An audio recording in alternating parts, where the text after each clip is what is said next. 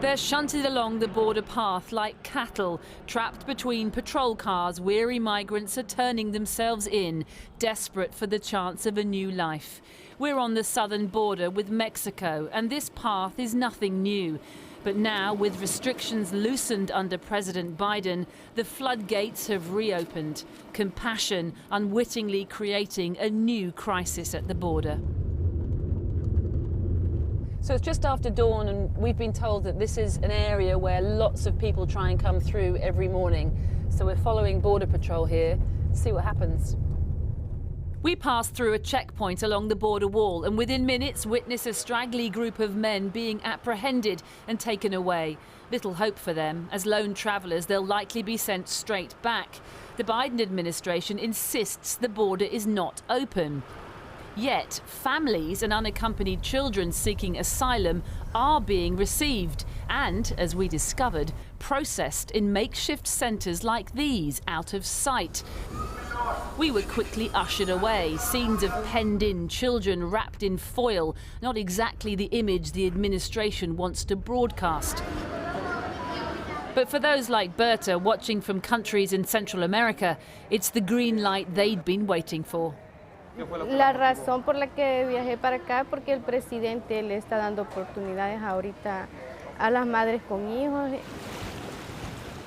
Está viajando bastante gente buscando un mejor futuro.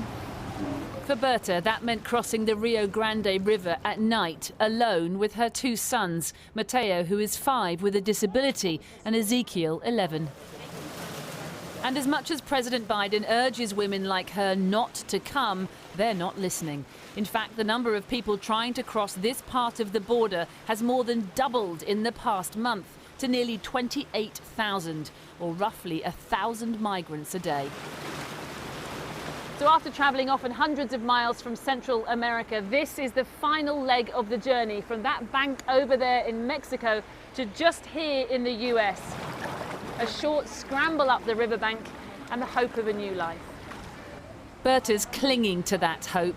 After fleeing El Salvador, she paid a smuggler who eventually abandoned them at the river's edge. Y sentí más miedo por ellos porque son indefensos y es bien fea ahí la pasada, bien peligroso. For the past 2 years, people like Berta ended up in this infamous camp just across the border in the cartel-controlled town of Matamoros in Mexico. Donald Trump expelled hundreds of migrants here to sit and wait for their asylum hearings. But Joe Biden shut the camp down and allowed them to enter, sending another unintended message that the doors are open. Everyone thinks that everyone is going to be welcome into the United States, and that's not the case. Pastor Abraham runs a small Baptist church in Matamoros. As the camp was emptied, he took in some of the migrants as they waited to present themselves to border officials. People calling me from El Salvador, Honduras, asking me if they're on their way here and if I could receive them in my shelter and if I can help them go across the border. And I'm like, don't come. You're not going to go across. It's full here already. Inside the church, we meet Roxanne, her husband and 4-year-old son, who ended up in the camp after fleeing El Salvador because of death threats from local gangs. Nunca imaginamos tardarnos tanto para llegar a donde íbamos, ¿verdad? Pero estamos luchando aquí siempre. Like many, they made the agonizing decision to send their 2 girls, Leslie, 13, and Nicole, 18, ahead, unaccompanied, into America. But they stayed in the camp and would still be there had President Biden not made the decision to release everyone for processing. Sufríamos frío, calor, a veces escasez de agua, corríamos peligro. Bilma Vasquez also came to the camp all the way from El Salvador, and she too made her daughter, then just 16, make the last leg of the journey alone. Y ella me decía, mamá, me voy a morir, usted no me deja ir, y yo no quería ir porque me dejaba sola.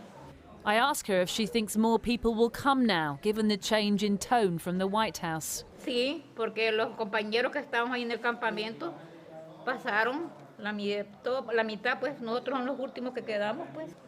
Yo tengo fe que primero Dios que vamos a pasar. That those women chose to send their children ahead alone to make the journey underscores just how desperate they were. Now miners are crossing in their droves. In February, nearly 9,500 young children and teenagers arrived at the border without parents, exacerbating the crisis. Tiptoeing across the scrub and through the trees, we suddenly came face to face with this group. Border Patrol helicopters swirling just meters overhead. They emerge, dirty and dishevelled, into their new world. Tell me where you've come from. I'm from Mexican in San Juan Chamula. How old are you? I'm 15 years old. 15. And Yes. your friends or sisters? Friends. Friends. This is my cousin. And where have you come from now? You've been across the river? Yeah. So you're trying to get into America? Yes. How long have you been travelling? Gone 15 days. 15 days. Yes, 15 And you've come days. now. Yeah. How do you feel? Frightened? Nervous? Yes. Yeah. Yeah. The two young girls, Norma and Kimberly, are also children, just 16. They might stand a chance, but they're all Mexican, and the Biden administration is mostly accepting unaccompanied minors from Central America. I want to go in with you. We urge them to go to the border guards for help. Instead, they retreat to hide in the woods, unaware that just feet away sits a border patrol car waiting to pick off anyone who emerges. If caught, they'll be sent to a centre like this, which holds more than 2,000 boys. Officials are scrambling to find space to accommodate the sheer numbers, and many children are being held longer than 72 hours, the legal limit, in cramped conditions. As for Berta, the dream of a new life for her sons inches closer. The family are told they can travel to an aunt in Boston while waiting for an asylum hearing. After a 20-day treacherous ordeal by land to reach America, now their first journey on a plane and a moment to relax and smile at last.